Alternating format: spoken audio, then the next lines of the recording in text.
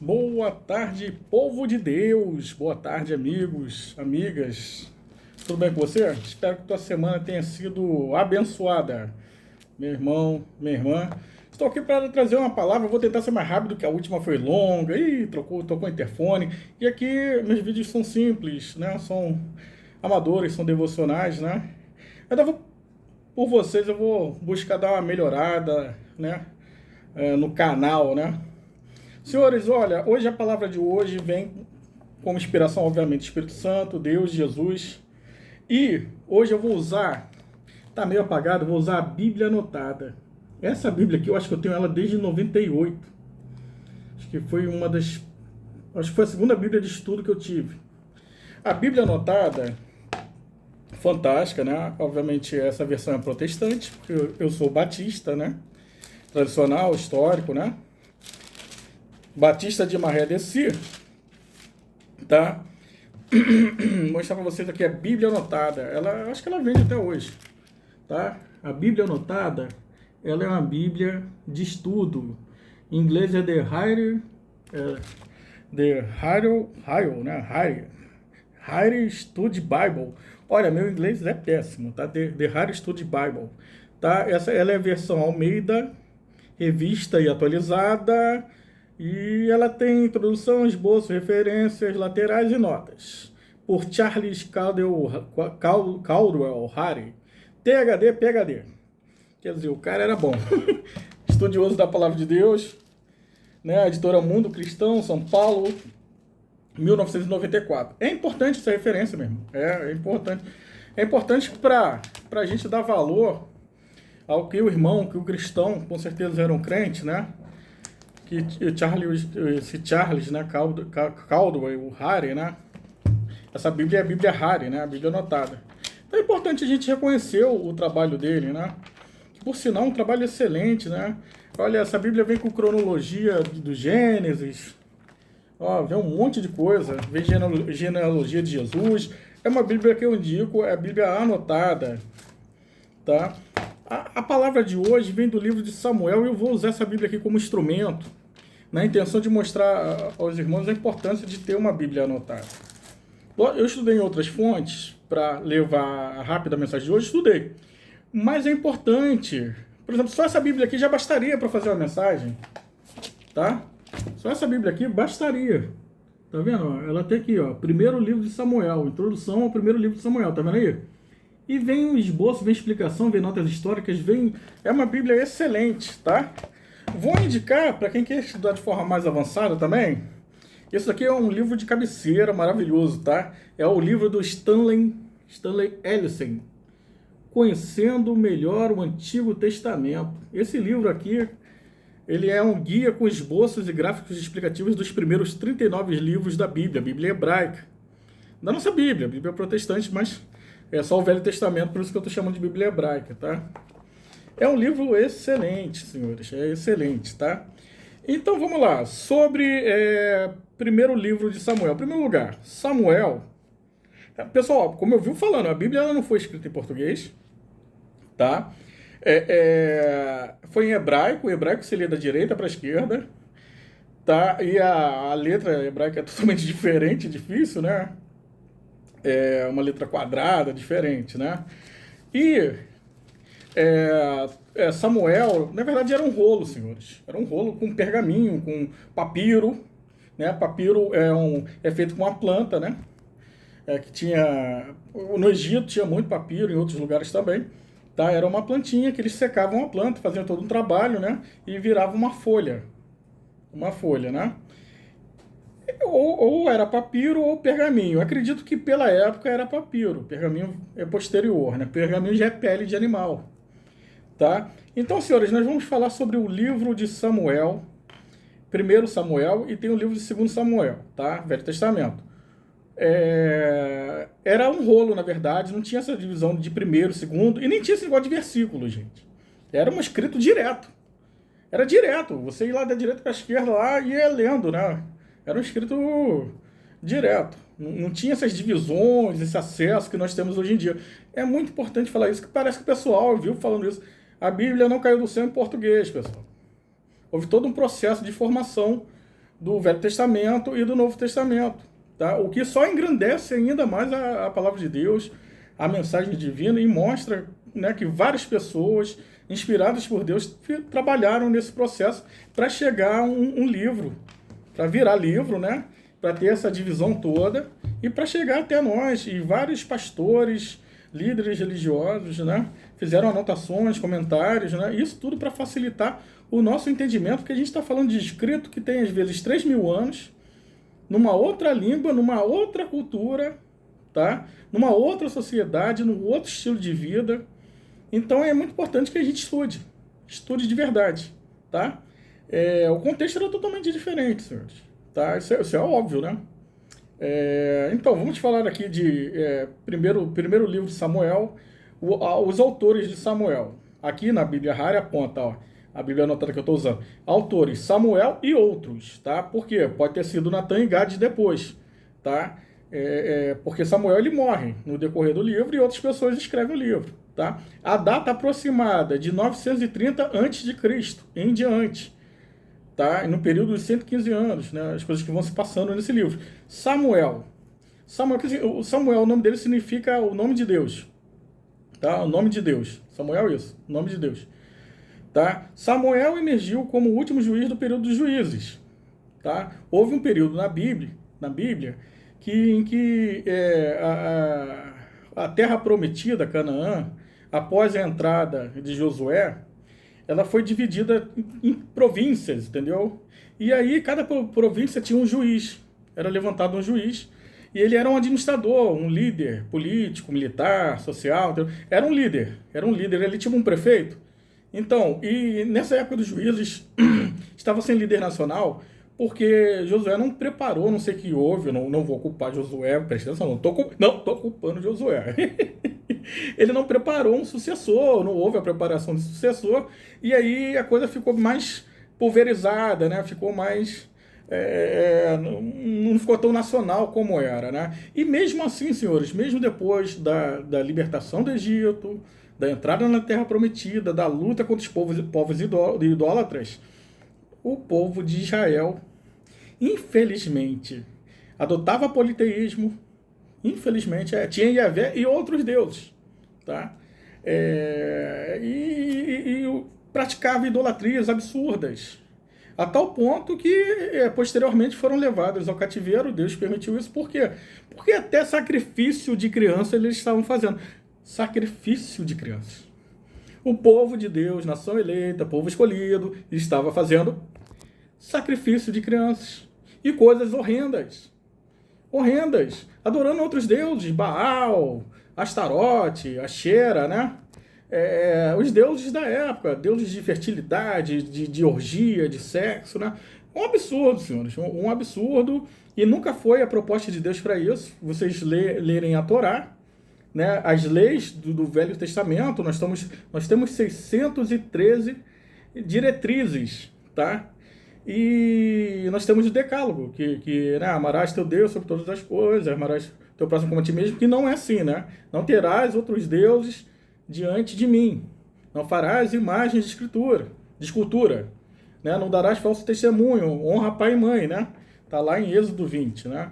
Quer dizer, o Decálogo. Vou até folhear aqui para ler, né? O Decálogo são os 10 mandamentos, são os principais. Só que é o seguinte, a Bíblia não trata só desses 10 mandamentos no Velho Testamento. Como eu falei, são 613 diretrizes, tá? E nós temos aqui em Êxodo 20, né, os 10 mandamentos. Então Deus falou, eu sou o Senhor teu Deus que te tirei da terra do Egito, ok. Não... Aí tá aqui, ó, não terás, isso é Êxodo 20, versículo 3. Não terás outros deuses diante de mim, não farás para ti imagem de escultura. Sabe porque o povo fazia isso tudo no Egito, era uma idolatria absurda. Por isso que Moisés, inspirado por Deus, né, Deus deu essas ordens para Moisés escrever, o próprio Deus escreveu isso, eu não vou entrar nesse mérito, tá? Não terás outros deuses diante de mim, porque havia uma idolatria, tinham vários deuses do Egito, de outros povos, entendeu? Então não terás outros deuses diante de mim. Veja bem, esse Deus aqui é diferente, ele é diferente, ele é fantástico, é o nosso Deus, é o Pai de Jesus Cristo, ele é Jesus Cristo, ele é o Espírito Santo, é a Trindade. Não terás outros deuses diante de mim, não farás para ti imagem de escultura, nem semelhança alguma do que há em cima nos céus, nem embaixo da terra, nem nas águas debaixo da terra. Quer dizer, não é para fazer imagem. Não as adorarás, não lhes dará culto. Fazer um culto a imagens. Tinha que fazer culto a Faraó. Faraó era uma divindade, era Deus. O rio Nilo era um Deus. Quer dizer, aí você ia nas terras, tinha povos que adoravam bezerro de ouro, inclusive o povo adorou um bezerro de ouro. Lamentável, né? Mas não vou ficar criticando que o ser humano é assim, o ser humano falha. Né? O ser humano, nós somos complicados. Não darás culto, não as adorarás, nem lhes dará culto, nem lhes dará culto, porque eu sou o Senhor teu Deus, Deus zeloso, que visito a iniquidade dos pais nos filhos até a terceira e quarta geração daqueles que me aborrecem, que fazem, né, que desonram, desobedecem a Deus, né, que praticam idolatrias, né. Esses são que aborrecem a Deus, né. E a gente tem várias formas de idolatria hoje em dia, né. A maior delas é adorar o dinheiro, né, mamão, e já vem daquela época, né. E vamos lá. E faço misericórdia até 1000 gerações daqueles que me amam e guardam os meus mandamentos. Não tomarás o nome do Senhor, teu Deus, em vão, porque o Senhor não te terá por inocente. O que tomar o nome, não será inocente aquele que tomar o nome de Deus em vão. Lembra-te do dia para guardar o sábado, mas isso é do Velho Testamento. Veja bem, Cristo aboliu essa guarda do sábado, né? E os primeiros 4 mandamentos são voltados para Deus e o resto são voltados para o próximo. E Jesus resumiu em 2, né? Amarás a Deus sobre todas as coisas e amarás teu próximo como a ti mesmo, né? E vamos lá. Não tomarás o nome do Senhor teu Deus em vão. Lembra-te do dia do sábado, para guardar o sábado, santificar. Está aqui. 6 dias trabalharás e farás toda a tua obra. Mas o 7º dia é o sábado, Senhor, teu Deus, né? Não farás nenhum trabalho. Então, porque 6 dias, aí vem explicando, né? A guarda do sábado, né? Aí vem aqui, honra teu pai e tua mãe, para que se prolongue os teus dias na terra, que o Senhor Deus te dá. Não matarás, não adulterarás, não furtarás, não dirás falso testemunho contra teu próximo. Não cobiçarás a casa do teu próximo, não cobiçarás a mulher do teu próximo, nem o seu servo, nem a sua serva, nem o seu boi, nem o seu jumento, nem coisa alguma que pertença ao teu próximo. Tá? Só que não é eu fazendo a mensagem, acabei mergulhando aqui, daqui a pouco eu vou pregar sobre os 10 mandamentos. Voltando ao livro de Samuel, né? Shemuel, né? Shemuel, né? Em hebraico, o nome significa nome de Deus. Então, Samuel foi o último juiz, ele era visto como um vidente e também como um profeta, tá? Eu vou ler aqui. O problema é que primeiro Samuel ele é grande. Então eu vou ler uma parte e vou explicar o resto. E os irmãos leiam em casa, né? Onde estiver. Samuel, lê depois, ó. Samuel, o último juiz, né? É uma menção aqui, o primeiro livro de Samuel. O início da sua vida e de sua chamada, né? Do seu chamado. Sua mãe, a tristeza da mãe, a súplica da mãe, que é Ana. Seu filho, que é no caso Samuel, filho de Ana. Tá? Vocês vão ler e ler até o capítulo 2, até o versículo 10, só que eu não vou ler isso tudo aqui não, tá? Senão o vídeo vai ficar extenso, tá? Então o nome de Samuel significa nome de Deus, ele foi o último juiz, o período é do século 10 a.C., a datação. A sociedade estava pulverizada, a sociedade estava, como eu posso falar, haviam várias províncias sem um governo nacional, não havia um controle nacional até então. E isso dificultava até para as pessoas terem uma visão monoteísta, né? Tem tudo a ver, tá? Política, organização política, social, né? Militar, né? E vamos lá, senhores. Eu vou falar aqui, ó, sobre a mãe de Samuel, Ana. Ana significa graciosa, ou favor de, alguma coisa assim. Esse é o significado do nome, a etimologia do nome, tá? Vamos lá. Houve um homem, essa linguagem dessa Bíblia aqui é um pouco mais pesada, ela é de 94, tudo, né? Houve um homem de Ramataim Zofim, que é Ramá, fica a 8 quilômetros de Jerusalém, a cidade, é Ramá. Não precisa falar esse nome enorme, não. É da região montanhosa de Efraim, tá? Uma região de Israel, tá? Efraim era uma tribo. cujo nome era Eucana. Grava aí Eucana aí, ele era levita. Filho de Jeroão, filho de Eliú, filho de Tou, filho de Zuf e Efraimita. Presta atenção. Por que eles fazem isso, filho do fulano, para genealogia, por questão histórica? Isso daqui vai chegar até Jesus, tá? E é um costume e é muito bom, a gente perdeu isso, né? Valorizar o ancestral, né? E assim você lembra de toda a história da tua ancestralidade e tudo que a pessoa fez pela família, ou seja lá o que for. Então vamos lá. Tinha ele, Eucana. Eucana tinha duas mulheres, uma se chamava Ana e a outra Penina. Então ele tinha duas mulheres. Por que ele tinha duas mulheres? Eu vou ler aqui, vocês vão entender e eu vou explicar. Tá? Então Eucana tinha duas mulheres, uma se chamava Ana e a outra Penina. Penina tinha filhos. Não tinha dois filhos não, desculpa, tinha filhos. Ana, porém, não tinha filho. Então vamos lá. Então Eucana tinha duas mulheres e uma era Ana e a outra era Penina. Só que Ana não tinha filhos. Ana não tinha filho e Penina tinha filho. Olha o problema já familiar aí. Presta atenção. Duas mulheres. Duas sogras, meu povo. Duas sogras. A cultura deles era diferente. Vamos lá, gente. Este homem subia da sua cidade de ano em ano a adorar e sacrificar o Senhor dos Exércitos em Silo. Lá tinha um altar em Silo, entendeu? Era uma outra cidade, tá?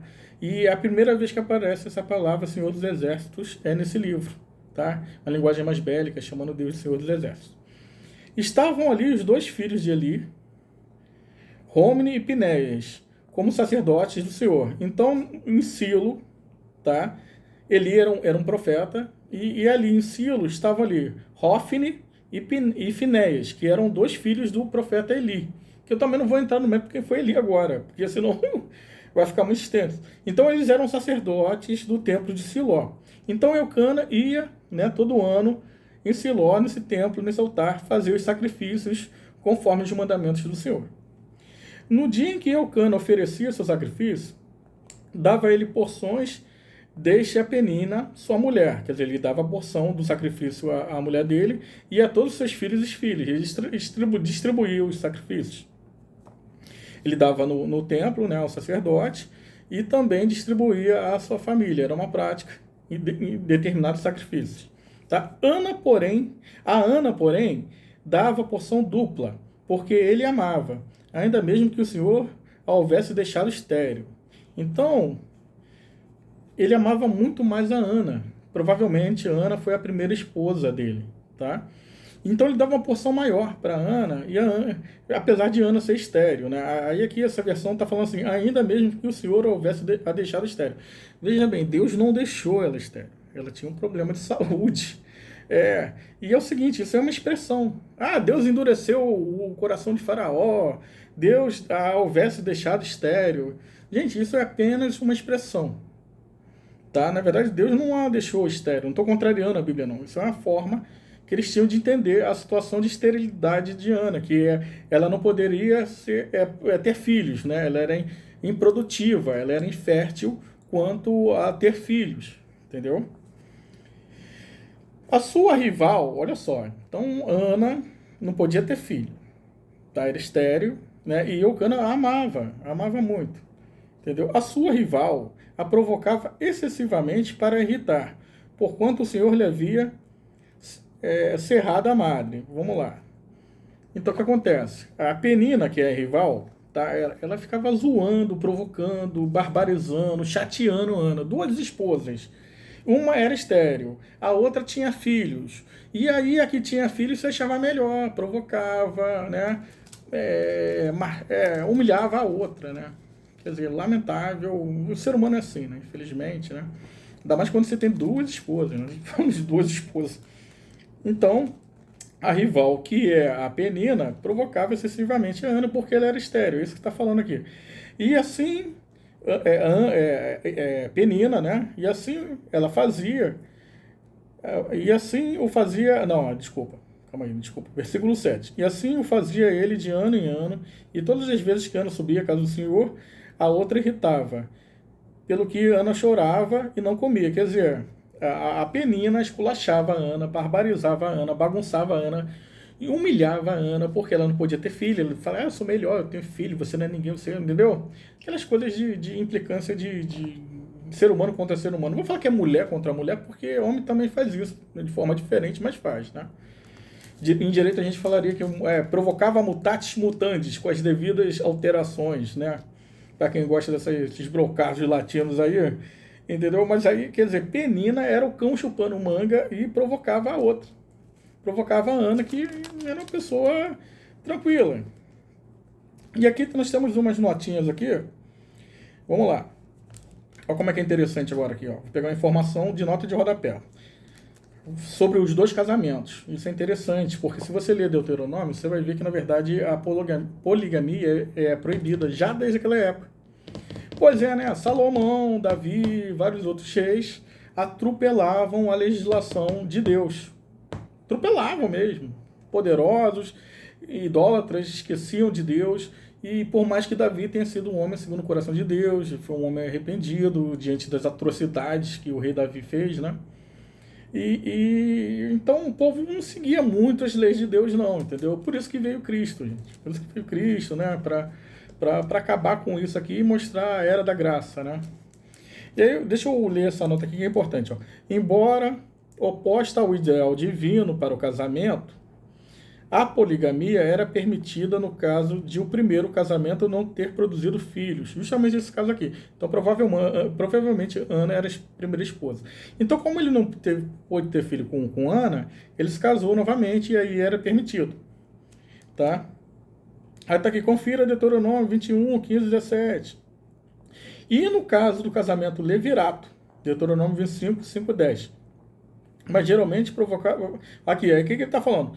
É permitido, porém provocava muita dor e sofrimento. O casamento levirato é quando eu sou um irmão mais velho e meu irmão mais novo morreu. Ou posso ser até um irmão mais velho. Quando o irmão morria, a família que esse irmão morto deixava, o irmão vivo poderia, ou o parente mais próximo poderia resgatar essa família.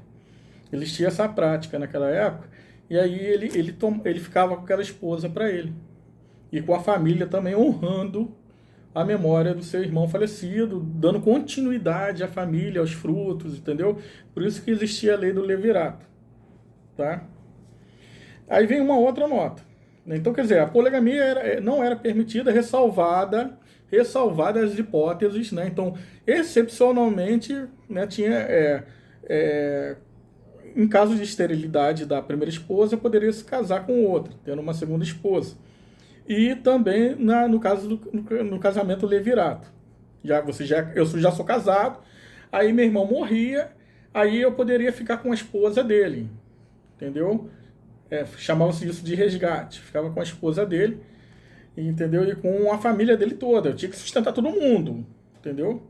Gente, eles não tinham essa visão sexual, tarada, louca. A coisa não é assim, não, tá? Ah, eu vou ficar com mais uma mulher, oba! A coisa não era oba-oba, não, tá? E fique bem claro, a coisa era séria.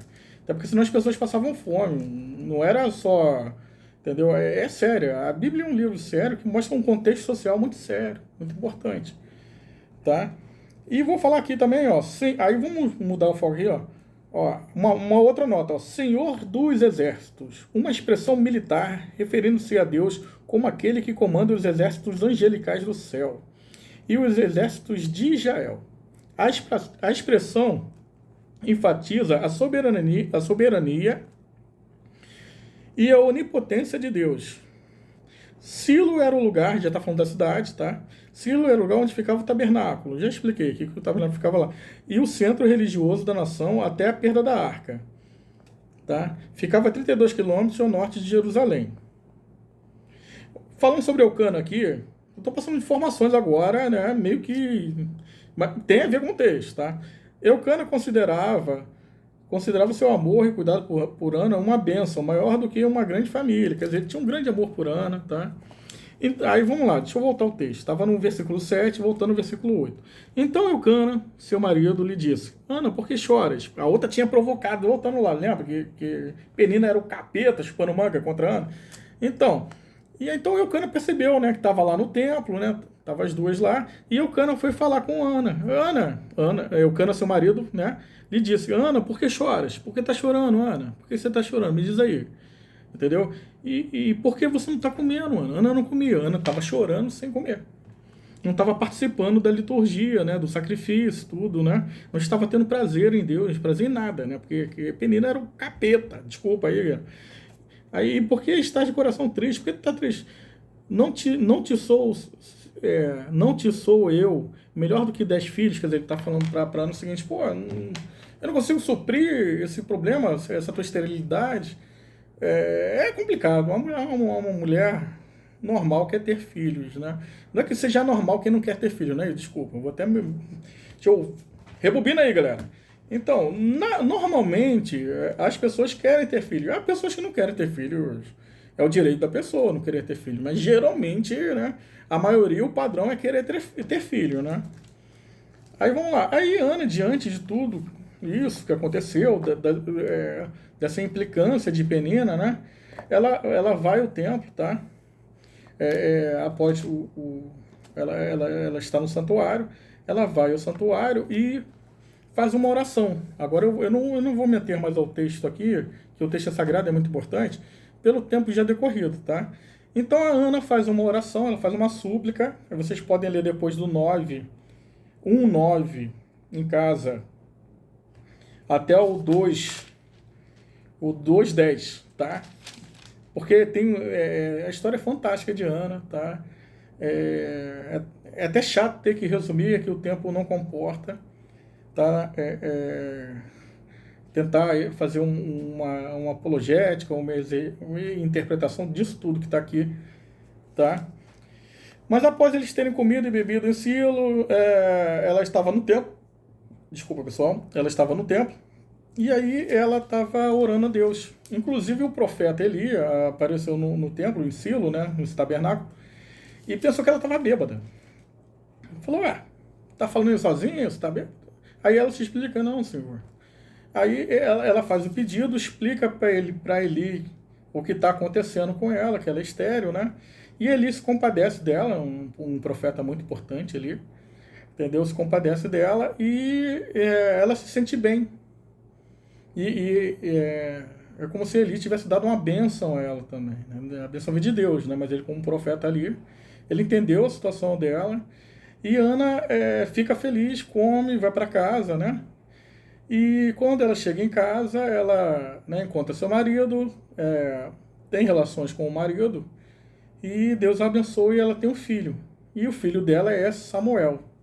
Samuel é ninguém mais, olha o fruto. Samuel é ninguém mais que um dos maiores profetas videntes, né, o último juiz de Israel. E Samuel foi dedicado posteriormente por Ana a ser sacerdote, tá? Ele foi entregue ao templo e ele ficou aos cuidados de Eli e sua família. Quer dizer, o garoto foi uma bênção, porque a mãe orou, dedicou ele ao Senhor. Então nós temos aqui um sofrimento de Ana, nós temos uma oração de entrega dela, né, a súplica dela, nós temos o sacrifício dela doando o filho dela para ser sacerdote, né? E o marido concordando, quer dizer, são pessoas que tinham uma visão, né, sobre Deus, né? Depois ela faz um cântico maravilhoso, está no capítulo 2, tá? A história é fantástica. Gente, a gente pode extrair uma série de lições aqui. Isso aqui dá um livro. A história de Ana dá um livro. Até porque tem paralelos de Ana com Maria, mãe de Jesus. E tem toda uma questão aqui profética. É maravilhosa, é fantástico isso aqui, tá? É muito bom. Leia, sim, o Velho Testamento. Perceba, né, ali já o amor de Deus ali. Que pessoas, mesmo vivendo sob a lei, é como se a graça já estivesse ali, estava, né? Mas é fantástico. É fantástico o Velho Testamento. O livro de Samuel é fantástico. A história de Samuel é muito fantástica. E Samuel teve o privilégio, após crescer, ele né, virou um grande profeta. Ele foi uma figura que unificou Israel, né? A terra prometida, né, como um todo, né? Que era dividida não era dividida em 2 reinos, ou era, aí tem controvérsia teológica. Mas eu não vou entrar nisso. Ele conseguiu unificar a nação, tá? E teve a oportunidade de ungir o rei Saul, né? Que talvez não fosse tão escolhido de Deus, mas o povo queria alguém, escolheu um cara grandão, bonitão, não sei o que, né? E tinha que ser um homem segundo o coração de Deus, né? E Saul depois morre e assume o rei Davi, né? Tem toda uma história por trás disso. Então Samuel ele teve o privilégio de ungir dois reis e unificar a nação, né? E passando do período dos juízes para o período da monarquia teocrática, tá? E voltando ao texto aqui, o que a gente vai aplicar isso aqui? Penina, esta figura aqui diabólica, né? Ei, rapaz, sabe qual é o problema? A gente lê sempre achando que é o outro. E quando a gente é penina, esquece casamento. Aqui eram duas mulheres no contexto de família, brigando. Na verdade, a outra que provocava mais, pelo que o texto está falando aqui. Quer dizer, pessoa totalmente má. Isso é uma pessoa que está fazendo maldade, pô. A mulher já é estéril, já sofre por não ter filho, já teve que aturar o marido casar novamente. Aí me vê um demônio, uma capeta de penina dessa. Aqui, que significa a humanidade, significa nossas maldades. E vai lá e fica maltratando a mulher. Entendeu? Quer dizer, batendo em gente fraca. Bater no fraco é forte, quero ver batendo forte. Quer dizer, bater no fraco é fácil. Bater em quem é fraco é fácil. Quero ver bater em quem é forte, né? Mas não vou entrar. O fato é o seguinte, senhores, às vezes nós somos penina. Às vezes nós estamos numa posição melhor, mais elevada, e a gente humilha os outros. Não humilha as pessoas que em tese são inferiores a você. Não seja um penina, uma penina. Não seja mal, irmão. Deixa que o fruto do Espírito Santo de Deus entre na tua vida, faça uma oração, seja humilde. Não seja provocador, não irritar. Não irrita. Não irrita quem é mais fraco. Entendeu? Aqui está aqui no versículo 7 que a outra a irritava, pelo que Ana chorava, né? A outra era Penina. Penina irritava a Ana pelo que Ana chorava e Ana não comia. Não seja penina, meu. Não seja penina com teu funcionário. Não seja penina em tua igreja com teu irmão. Ah, eu não gosto dele, ele fez besteira, ela fez besteira. Irmão, perdoa, as pessoas vão falhar. Entendeu? Não seja tão duro. Entendeu? Não tenta julgar tão pesado, porque esse julgamento vai recair sobre você no futuro, meu irmão. Aí a gente pergunta na nossa vida, por que isso aconteceu comigo? Claro, a gente está afastado de Deus, a gente está fazendo besteira, a gente está maltratando os outros, a gente está irritando, a gente está fazendo um monte de coisa ruim, meu irmão. Minha irmã, meu amigo, né? A gente está fazendo um monte de besteira, cara. Até quando, senhores? Até quando a gente não vai se arrepender? Até quando a gente vai continuar maltratando, humilhando as pessoas? Né? Seja como Ana, que foi humilde, suplicou a Deus. Senhor, eu sou estéril. Por favor, Senhor. Deus concedeu a ela, às vezes não concede a outras pessoas que não podem ter filhos. Você deu esse pedido. E ela vai lá e agradece, né? Agradece a Deus. E nesse caso específico, por tradição, ela foi e naquele tempo podia, né? O filho dela foi dedicado